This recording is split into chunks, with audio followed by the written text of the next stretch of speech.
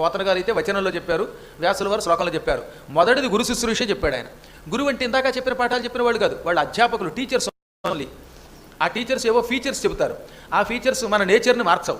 మనకు కావలసిందల్లా అధ్యాత్మ జ్ఞానమును బోధించే పరమ సద్గురువులు ఉన్నారే వారి శుశ్రూష. మొదటిది గురు శుశ్రూష. అప్పుడు గురువు వీడిని నిరంతరం తరగని మార్గంలో ప్రవేశపెడతాడు. నారదుడు నాకు అలాంటి బోధ చేశాడు.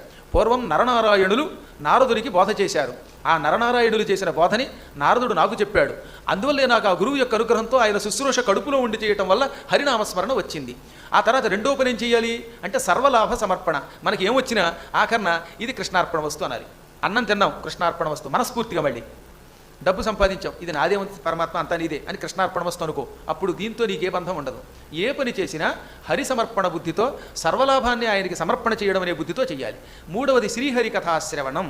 భగవంతుని కథలు వీలున్నంత వరకు వినాలి. ఆయనకి సంబంధించిన కథలు వినడం వల్ల మాత్రమే తొందరగా తరిస్తాం.